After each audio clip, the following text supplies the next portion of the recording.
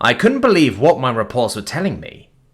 Our forces have finally gotten off their collective back hinds, and finally pulled themselves together to lead a charge against humanity's greatest fortress. The report of the battle is clear. Utter domination on the battlefield. Our carriers, when they arrived, drowned the humans in drones, and yet as soon as they entered the planet's atmosphere, they were useless. From what an engineer reports, it seems to be a virus of some sort that sneaked into all of our drones. Every single one of them. We believe it to be a virus uploaded possibly from one of our drone factories that rapidly spread. I gave the order to temporarily shut down all drone operations until this problem was fixed. The military finally got to reclaim their old glory as ground forces were allowed for the siege against the human fortress. I've been told how the humans fight is insane. Ballistic weapons using a small explosion to move the projectile, or for other heavier weapons, a clever use of magnetics to rapidly accelerate a projectile towards the enemy. These weapons are used by their own hands. How they can handle the recoil I don't understand. Nonetheless, our forces landed with the power I expected our landing ships to have. The humans, from what I've been told, are relentless. Their anti-orbital cannon targets ships sent to resupply, and any orbital strikes made stops at the fortress's shield barrier. Finally, after close to 3 sectors passed, our forces reached the walls of the fortress. There, the humans deployed what we believe to be a drone of their own. Recordings and retelling from soldiers who tell the battle are the same. A humanoid machine that flies above the ground, hands holding weapons and shoulder-mounted missile pods, along with a cannon of some sort. Such a design was so impractical, we almost wanted to ignore the machine, but then we saw the damage it was dealing against our forces. A single drone destroyed 2 armored vehicles and over 30 soldiers. Such losses would not be allowed by our military. We lured the drone outside its usual area of operations. Over 23 heavy armored vehicles and 100 ground soldiers carrying anti-armor weapons. The ambush went perfectly. Our machines were protected, and our soldiers were too small of a target to justify targeting, while our armor directed its attention. And when we destroyed the drone, we still suffered heavy losses. Engineers took the drone back into orbit, and we discovered that the humans were truly insane.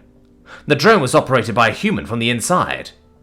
The sheer amount of G-forces should have pummeled the operator inside to mush, and the reaction time needed to operate at the machine speeds? Too fast for a human to react to.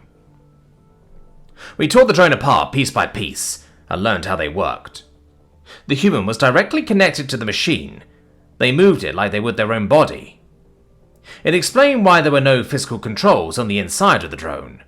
And speaking of the drone, we also learned what it was called, a heavy weapons machine, or HWM for short.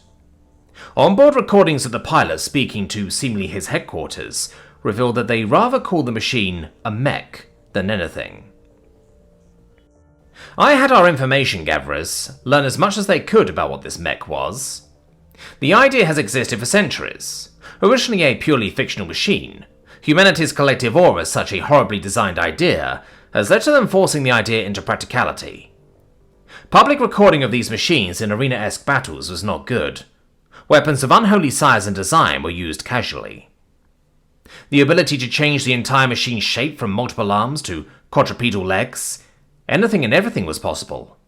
And worse, most militaries rarely use these outside special operations groups, often the best of the best. Unless you hire a mercenary, and with the trade ban we both acted against each other, we couldn't hire a mercenary to learn what a fully operational mech looked like in person. It appeared that us killing this pilot and his mech caused a change in human battle strategies. An unknown model of a human spaceship bashed its way for our defenses. No, it didn't sneak through like the annoying human blockade runners. It destroyed a portion of the orbital fleet and used the hole in our defenses to enter the planet's atmosphere almost completely undamaged. Shortly afterward, the spaceship docked directly with the fortress, even requiring it to lower its shields momentarily. Whatever was on board was important enough to lower the shields. We quickly learned what that cargo was. A mercenary by the name of Scarlet Duchess, or simply Red. A mech mercenary who has dominated the arenas for decades, and her machine is a flying monster. It has its own personal energy shield, something my information agency ensured the humans hadn't miniaturized. It had so many weapons that they drowned our forces in either projectiles or the bodies of those unfortunate to be hit by them. The bloated machine flew constantly, never actually walking like the previous mech we destroyed. Its arms fat, its chest fat, and yet it flew so easily. Worst of all, it carried hundreds of missiles on board, along with heavy armor-piercing weapons. And armor-piercing weapons for a mech? Why, they might as well be carrying anti-orbital cannons instead. It would be more practical.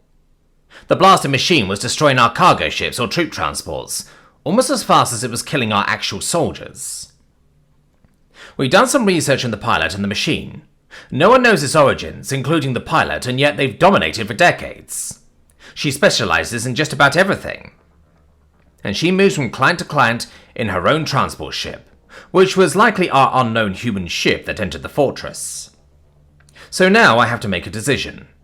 Either pull our troops because we are taking too many casualties, or possibly bribe this Red. After all, she technically isn't here because of duty, but simply for the money. However, from what I've read of her record, that isn't likely. I currently am writing my own plan. We design a mech of our own, and send it against this machine, and if that fails, we then retreat. Despite us seeing how unpractical the machine is, it somehow works on the battlefield. Perhaps we can learn how and why by building one myself. Personal Log 345 of current Patriarch of the Glucci Coalition.